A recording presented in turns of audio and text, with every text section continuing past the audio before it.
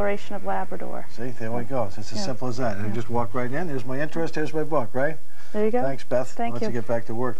We're going to speak to the other owner of Gulf of Maine Books, too, about their publishing arm, Blackberry Books, in just a little while. But first of all, I want to send you down the street a little ways to Dennis Sheehy's operations.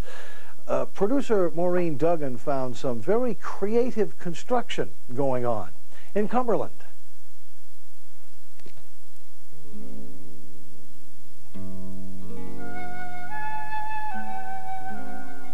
Why the gnome homes? People ask that question a lot.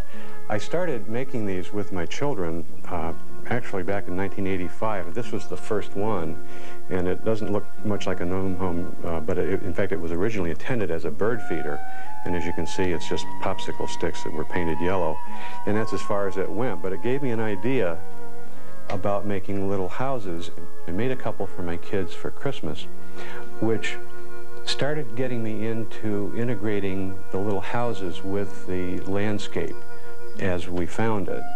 And that's always been an important part of these, is that they respect the landscape as I find it. So you'll find that a lot of them are built into pieces of wood and branches, pieces of driftwood, where I've actually carved the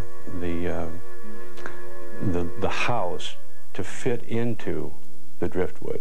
Eventually what I discovered was that everything I need to make these can be found at the beach.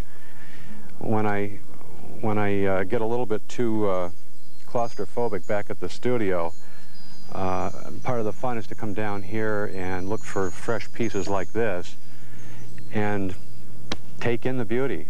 You know, food and shelter, that's the top two on our list of needs as human beings, and of course shelter's something that all living creatures have to deal with, whether you're a hermit crab or a bird or an ant or a mouse or a gnome.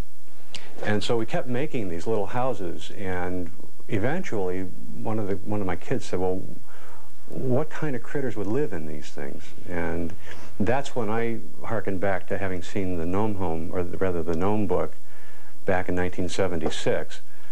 And I said, well, I think gnomes would live in these. And so we started calling them gnome houses, and I think one of my kids said, well, why don't we call them gnome homes? There's a little bit of rhyme there. So that's kind of the way it ended up with, you know, with the name gnome homes. What's different about it? I think, again, it has something to do with shelter, which is something we all respond to. I think it's the miniaturization. There's a lot of people in the world that really like miniaturization. I think it's all natural, and in an age of high tech, it's fun to go from the computer screen to something that is purely found objects on the beach. There's no technology involved except, of course, the technology of building them, and that is a technology in the broader sense. The length of time it takes to make one of these averages probably 15 hours, although I find that that varies a lot. To make these pieces of wood stay together, these pieces of wood, by the way, come from lobster traps. They're solid oak and they weather well. To make them stay together, first of all, I will sand the edges to give the glue more adhesion. And then secondly, when I'm ready to glue it, I will drill a hole through the wood from this piece into this piece, and then I take bamboo skewers. This is a bamboo skewer. I use bamboo because it's flexible and it's strong. But I'll take that and I'll dip it in some glue and then insert it into the hole that I've drilled and run it through at about that depth. The pegs do a couple of things. They help to make the roof stronger, or I've made the deck the same way. But it maintains the color tone of the wood. These things wouldn't work as well if I had nails or screws in them. You'd see the metal, it wouldn't be attractive. Part of the construction technique that's important is to be able to take pieces of sea glass that are colorful and make them into windows. This one is particularly a good example because it involves a kind of an odd shape of sea glass that can be kind of hard to fit into the gnome home.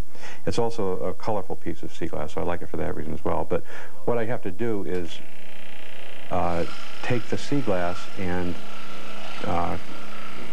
draw an outline of it, and then again using the scroll saw, cut that out, not quite large enough to accommodate the glass. I carve it to do the final fitting on it. And then I use that sea glass in windows, windows in the doors.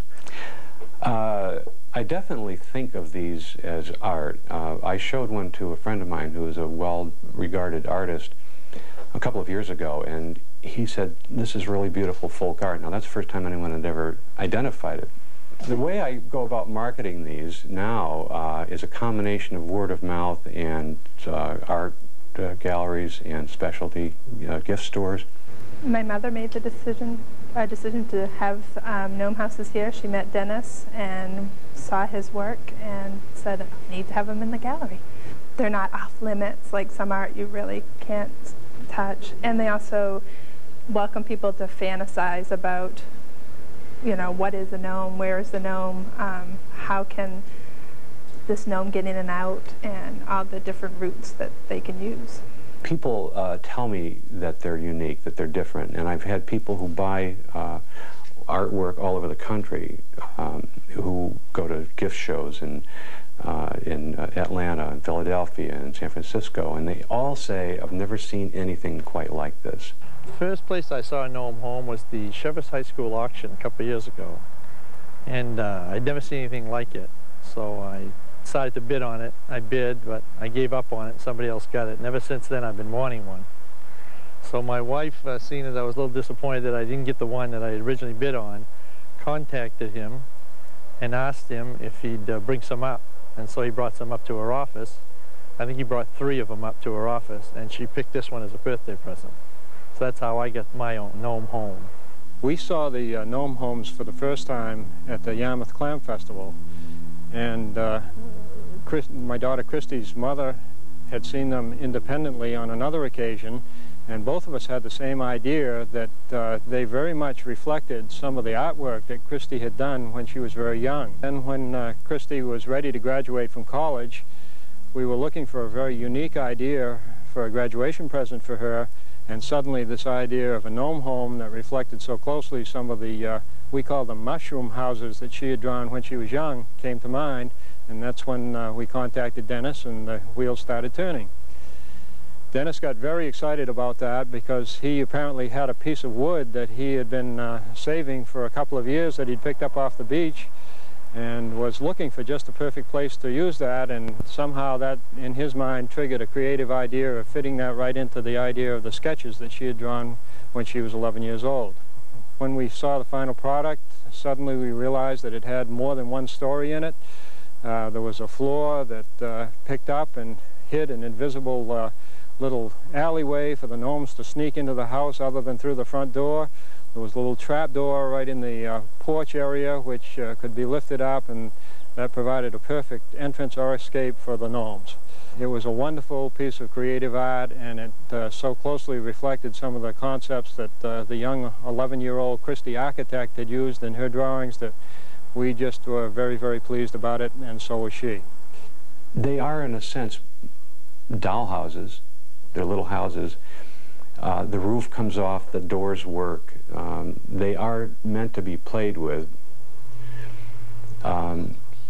And I think that's another aspect to them, that people recognize that this is art, but it's also something we can touch and have fun with, and I think that's one of the reasons that they like them so much. Well, as you can see, these little houses are drawing quite a bit of